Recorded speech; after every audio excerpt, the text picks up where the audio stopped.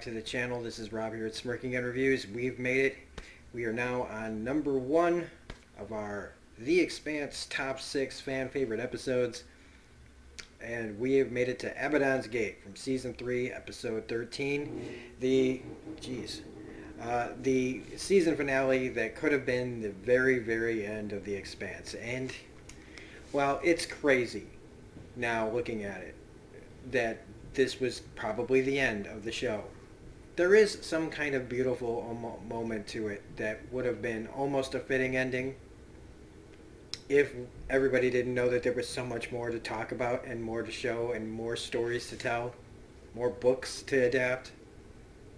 It does have a kind of ending, but but also the ending where, when Miller shows up at the end and you know the possibilities and the rings. So it's crazy. It's just crazy. And we're only, let's see, it's Wednesday. It's 7:06, so Thursday. We're about roughly 30 hours away from new Expanse. It's going to be insane. I don't know if nobody has responded. I don't know if I'm going to do a live stream that night, right after I watch the first episode or not. Kind of want to. We'll see how it goes. But this is Abaddon's Gate, and I did watch part of my review from episode 12 and 13. I did them both together, apparently. It was a year ago.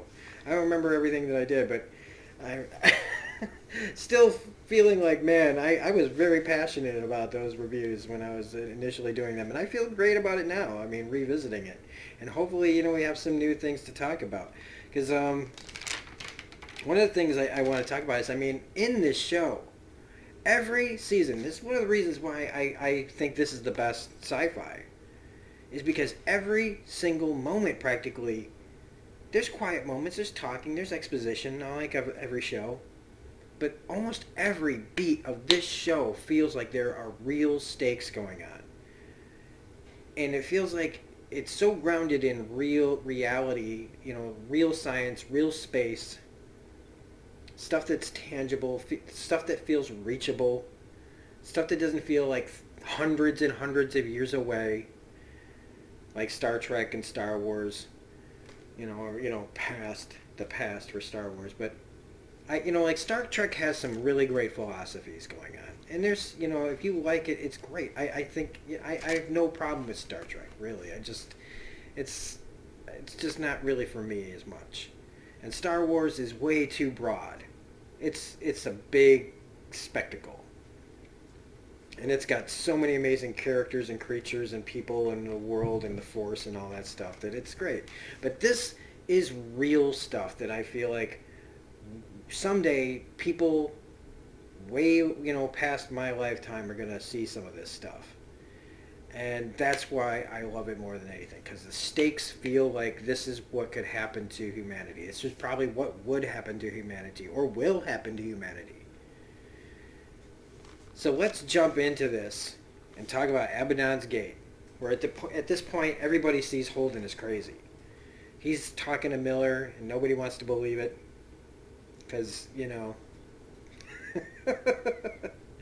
But they got him locked up, and he's trying to communicate to Miller, and he's finally getting a message. He's finally saying something to Holden. We never see him here, and that did kind of bum me out, just because Thomas Jane's such a great actor.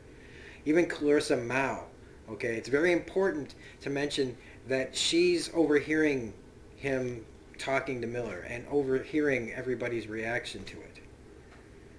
And Drummer, of course, saying, "I still don't know what you see in him." Kara G, man. With that whole back, that whole rigged up spine thing that she's got going on, and she's like obviously in pain while every single thing she does, she's in pain, but she's such a badass. She's just like, I'm good. I'm good.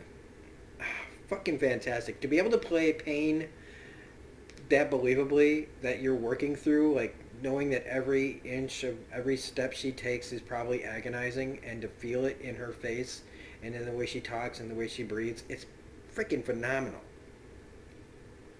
Poor Bobby, meanwhile, she's part of the Marines and she's being asked to defend against what? She's like, who are we defending this from? Because Ashford plans on shooting the laser into the ring to attack it because he thinks that if we don't do something, we don't blow this bomb up, which he thinks the ring is, then basically, man, how far did I fast forward? Um, basically, somebody's going to come and blow it up and we're all screwed. And all our families and all the people that have died, more people are going to die. And like I said in my previous review a year ago, more than a year ago, everybody here thinks they're doing the right thing. Even Clarissa Mao here starts to realize, she starts to see things differently. So unlike other seasons, like especially season 2, well, actually halfway through this season, when they're closing out Caliban's war, right? So many people are at odds. People are at odds here too, but now it's kind of like they're focusing on like, if Ashford's wrong, we're all effed in the A. But David Strathairn's Ashford, by the way, is one of the greatest characters that has come out of this show. He's a major get for any kind of show. He's a solid, to me, A-list actor. When I heard he was in season 3, I was like, oh my gosh, we lose Thomas Jane, but we gain a David Strathairn. Him in Sneakers, man. If you haven't seen Sneakers, you're doing yourself a disservice. So his Ashford, though, is such an awesome, complicated character because, yeah, he can be just called a pirate, but he brings so much depth to it. And that whole, having to wear the prosthetics on his face of all the burns and stuff is just great. But Drummer lies to Ashford. She's like, oh, yeah, we're in the brig. We're doing all this. And he immediately sends Herrera, the invincible kid, to go stop them, and Drummer's already like, yeah, he's sending somebody down here to kill us and stop us, so, we gotta move fast. And so Holden is told by Miller that they have to convince the station that they aren't a threat. And that means everybody's got to power down. Everybody has got to turn off the power in all their ships and just drift. Now, I don't mean turn off what the words I'm looking for, being able to live in space, life support stuff. You don't want to turn off the oxygen or anything like that. Just, you got to power your ships down.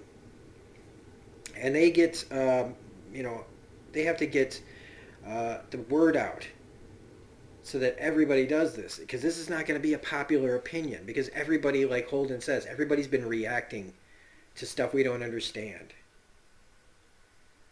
throughout this whole thing. And it's only been, 6-7 episodes since, the end of the last... Man, it's crazy. Oh, Amos, he is told by, Holden... Amos and Alex are told they got to get Anna to convince this reporter, Monica Stewart, and they've got to go and transmit a signal out to all the stations to turn off the power. Amos is just trying to tell her, look, man, you're doing all this good and all that's great, but you're not doing anything. We need you for something bigger, otherwise everybody's going to die. His no nonsense. He's so much like Drax from Guardians of the Galaxy. This is just, there is no, other way of looking at things. It's just all the way. I don't know. I know that's probably going to be I don't know what that means, but he just reminds me of Drax. I'm sorry. One of Ashford's guys even gets fried because they're working so fast and loose to get this laser going that he gets fried. So they all they find out he's not sending a message. He's trying to blow everything up. I love when Amos says, I don't feel guilty and I never will. When he talks to the reporter, you want me to feel bad about what happened with you and your guy and all that stuff. Well, I don't. And I won't. So he's not really giving her incentive to go along with the plan, but Anna finally tells her what's going on. She's like, you should have just led with that. So they get going to head down to get the message across. And again, another thing to talk about is the production value in this. Like, we're in a lot of closed-in spaces. You could say these all look like just little sets, but they're all so fantastic. And then when we get the CG shots of everything, everything just looks so great. I mean, sci-fi did pump a lot of money into this show. It's just a shame that they gave up on it like after 3 years. Maybe how, like I said, they gave up on Happy after 2. They gave up on Deadly Class after 1. Krypton's over, and I didn't even watch that show, and that's done. I don't know what Sci-Fi is doing. I really don't. But I mean, what do they even have left? What does Sci-Fi have left that anybody watches? I don't know. But I like that when they hit 0G, the drummers like kind of like like getting into 0G helps a lot.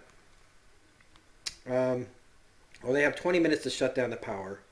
Holden, once they get there, Holden blows up access to the place so that nobody can stop them there. Nobody else can use that tram to get there. And Amos, Alex, Anna, and the reporter, they all get to where they need to go to get the word out. And Anna sums it up perfectly to Amos. We all have to figure out how to understand each other because everyone here is the right thing. And everybody's killing each other over it. And after this is all over, if this works, we have to figure out how to come together so we don't do this again. We have to start trusting each other. Because this world's about to, if this works, it's going to all get to be even bigger. And we're going to be fighting even more, which, I mean, that's just human beings, man. Conflict, right? At this point, Amos is like, I ain't gonna let nothing happen to you. Like, you're going to make it out of this. I'm protecting you. Like, and when you get that kind of promise from Amos, it's pretty much solid gold. Then Clarissa Mao gets access by Ashford, and he takes off her restraint. And at first glance, you're like, "Oh, don't do that! Don't do that!" But then she says this really cryptic thing about, oh wait, did I even get to that part? I don't think I got to that part. So Holden then realizes what Ashford's trying to do, and he's trying to blow everyone up. So they need to get to him to try to get him to understand reason. Meanwhile, Monica and Anna's plea finally gets out to everybody, trying to tell everyone to turn the power off. And this is where I realized that Chris Owens was on the show. So again, rewatching this, I'm like, oh my God, Chris Owens. And if you don't know who Chris Owens is, shame on you.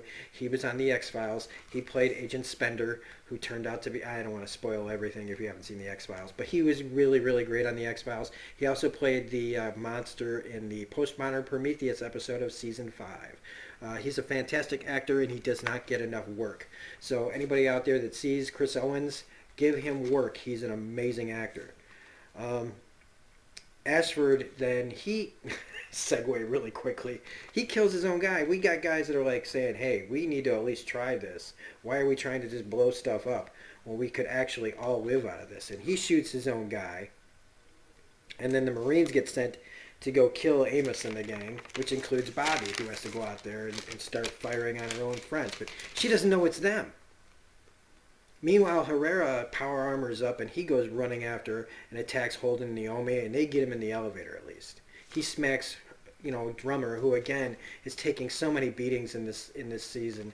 It's nuts. She can't take much more. And even when I saw my review, I was like, stop putting yourself in danger, Drummer. I love Kara G, man. Don't put her in more danger. Meanwhile, Bobby finds out who she's shooting at. Clarissa Mound is, he removes her restraint. She straight up tells Ashford, though, is it, if you do one good thing, if you do something that can save everything, is it worth it in the end? Do you think it makes up for things that you've done, to hurt people? And he's like, yeah. And it's like foreshadowing. So at this point, I kind of go, okay, maybe she's going to do something. Alex and Amos, though, they almost come to blows over Alex wanting to talk to Bobby. Because Amos is like, don't you fucking dare put your guns down. And if she tries to stop us, then I'm going to put her down. So, even though Amos is a great guy and he should like Bobby. He's just no nonsense about this. This is like I just made a golden promise to Anna. Like we're getting out of this. She's getting out of this at least. Um, and not for a lack of me trying. So if Bobby can't get her, worked out what's going on, then they're all dead. And Alex even tells Bobby that, like, I'm not doing this, man. I'm doing this to protect you from Amos because he'll kill us both. I have no doubt in my mind that if Alex even looked like he was gonna stop him, he'd be dead too. It's like he's really good friends with Alex. They're all part of this crew and they all love each other. But Amos has got a different code, man. Different code set. If you get cross that, you're done. I think the only one who could maybe get a pass on that is Naomi. Naomi's got all the people loving her, man. Like, I mean, she's hot. All right, let's just say this right now. Naomi, the actress who plays her, what is her name? Oh, they pick now to not. Everybody on this show is hot, all right? But Naomi's got like Holden, Drummer is after her, and come on. Anyway, everybody's after Naomi. Oh, and Amos. Da, da, da, da, da. So they get into a fight. Bobby gets shot. But they stop the initial wave of Marines. Meanwhile, Drummer tells Holden in the previous scene, "Sorry, I tried to kill you. Tell Naomi that." She stays behind with the grenades to take out Herrera, who's coming up with that weird smile on his face. And I'm like, again, Drummer's trying to blow herself up to save everybody, to save Naomi, right? Thankfully, Herrera gets hit by the elevator. Boom! I mean, that was fantastic. I was like another sigh of relief because I forgot how some of this goes down. So she stays behind while Holden and Naomi get to Ashford. And Ashford's basically like, kill him. They try to reach him. They try to say, hey man, like, let's do something besides violence for a change. And even Chris Owens' character, he's trying to make up for his part in things and saying, we got to at least try this. So, yeah, we keep trying, we keep reacting to things we don't understand. We keep using violence. Let's do something else. Meanwhile, when he fires at the laser and the laser misses, and this gives Clarissa Mao a chance to attack Ashford before he can kill Holden and Naomi. And she attacks him. She shuts off, messes up the laser. She gets shot in the midst of all this. And the power goes out. And that's when Holden goes in. So it's like, is Holden here and there at the same time? Like, is he, like, I feel like that's what's happening, right? That he's walking in the present, almost like a Dr. Manhattan experience where he's experiencing things at the same time. That they turn the power off and then all the rings show up. And we know that it worked. It lets everyone go. The station lets everyone go. Ashford realizes he was wrong. All in the blink of an eye, how quickly everything can change everything. And now we get our montage of everybody seeing and holding speech to, as he's talking to Miller. And again, we don't see Miller, and he's just like, was this your plan all along? I don't think you did this. And when he says Miller, he doesn't just mean Miller. He means the proto-molecule itself. And like the reason maybe it came here in the first place. The reason, that other people were fighting for it. The whole problem of somebody else getting their hands on it. Now, I'm sure that it's more, detailed in the books, and there's probably a lot more that you guys out there that are screaming Firehawks that could, fill me in on those kind of gaps. But you got, look, she's even drinking. Drummer's drinking with Ashford now. Bobby and Alex are on the ship together. Anna is talking to Clarissa Mao, who's crying tears because of how, wrong everything was and how bad she was and knowing everything that she's done.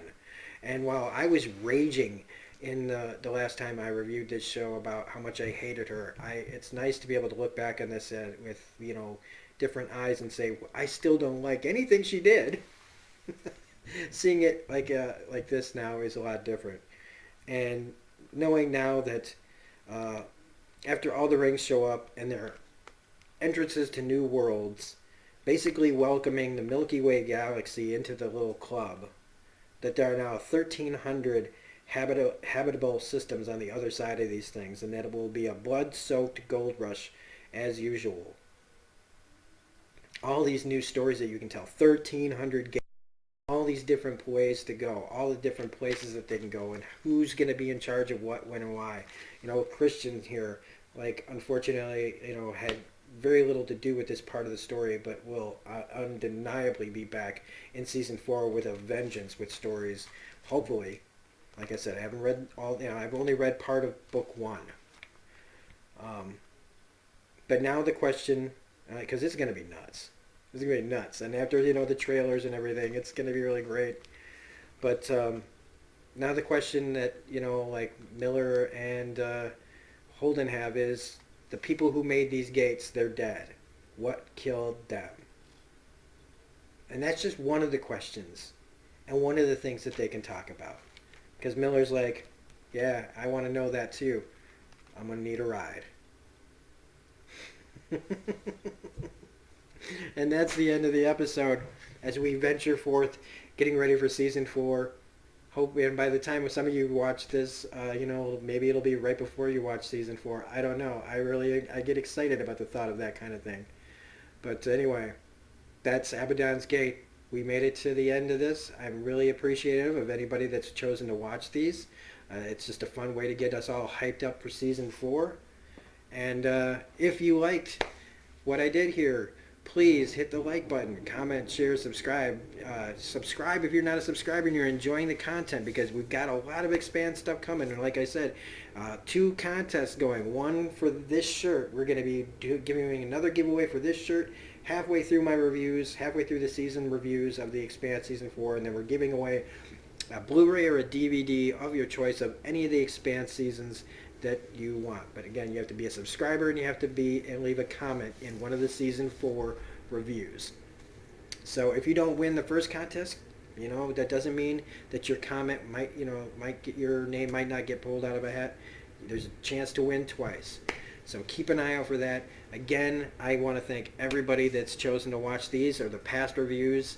I see traffic on some of the old stuff now, and it's fantastic to see. So I really appreciate you guys accepting me as a reviewer of The Expanse. Most of the comments I get are pretty positive.